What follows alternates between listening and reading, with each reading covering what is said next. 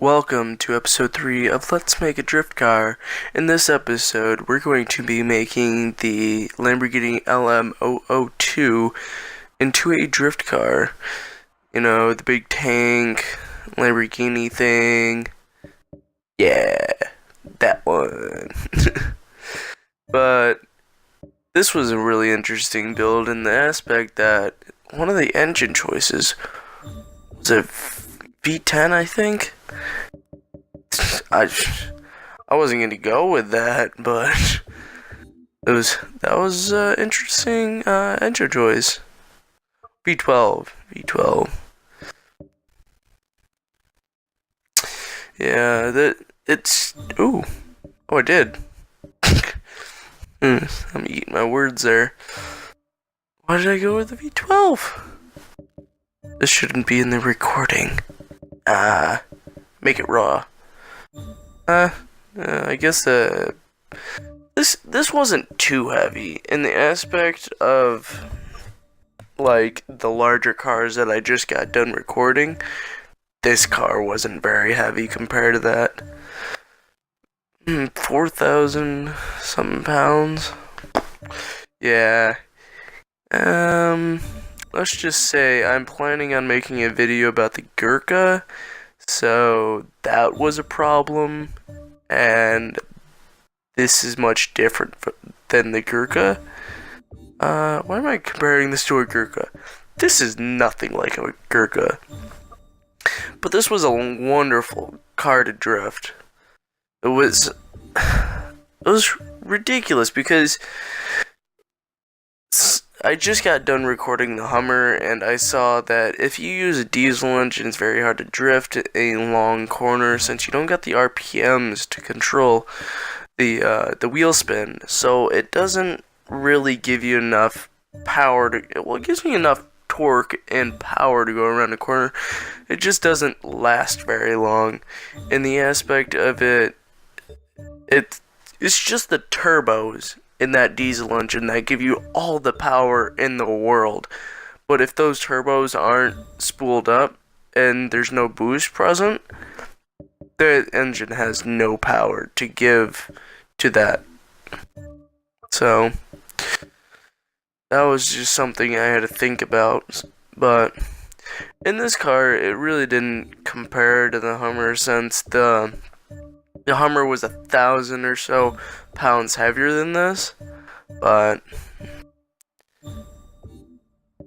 and the size of the wheels really stood out to me, and it was about a good power to tire width ratio, and that's something I really like to compare when I'm making these cars, because the weight, the size of the tire, the power that's being put in, that's what I calculate in my mind.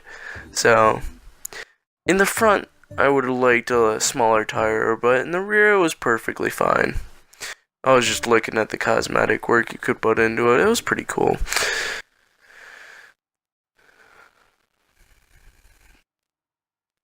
Although the cosmetic would have looked a lot better, but I think it would have, since it added weight. And also, there's a weird thing where drift cars with Forza anything will kind of act funny at sometimes, so I don't like using any Forza cosmetic work on any of the Forza vehicles that I'm using. But it's the same old tune. It's 90 miles an hour second gear, which is kind of weird to me that I kind of picked 90 miles an hour to like 100 miles an hour, but it really works for this track. I don't know about other tracks, but this one very works for this track.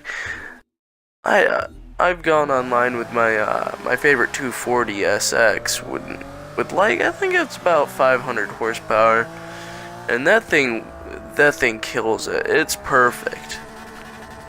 Even though like some corners are a little bit too hard for it, that 500 horsepower is just enough to keep it going. And see how good this is at drifting?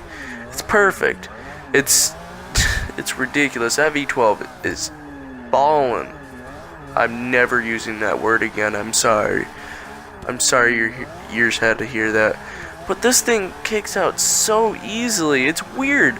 Something that looks like a tank, that drives like a tank, it really does. It's weird. I don't get it. It drifts perfectly fine, but it drives weird. It gets the SN swinging perfectly fine around there. And I had no troubles with this in drifting. What I would have liked to see is, I'd like to see it a little bit lower, but that's gonna start getting in a stance nation kind of stuff. It's gonna be a little weird, but I felt that it was a little bit of body roll, a little bit, not a lot, just a little bit of body roll, and that kind of swinging out a little bit weird. But that was the only aspect that I really didn't like about this. I would have liked a smaller front tire though. I get a little bit of bumps, bump stiffness. Whatever. When I changed direction, it was a little haywire, but that was it. Other than that, this car was really good to me. That was just me being a loser. But I like to keep these raw so you can see like how easy it is to drift, and keep it in mind that I practice a little bit of drift before I do this, just so I have a little bit of an aspect to go by in the drifting aspect. So that really helps getting these swinging, I guess. That's lap 1 done. I get lap 2 done pretty easily with this. It had no problems. It was perfectly fine on the points aspect as well.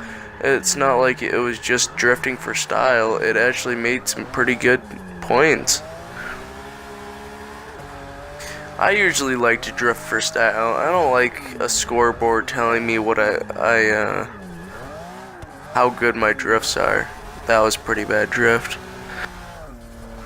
I just entered that corner way wrong, I guess. Way too wide. Yeah. First lap was pretty good. Second lap, I was pretty stupid, I guess. I wanted to get the second corner down. I had the time, so I needed to. I didn't really have the time, I guess. Whatever. I wanted to get it done either way. Kinda made me mad. I don't know why that... I remember recording this and that made me really mad that I went to that corner way too fast. Or not fast, but like too early. But this is about to wrap up this episode. And I'd like to say goodbye. Thank you for watching. And as always, thanks for watching. I said that twice. I'm stupid.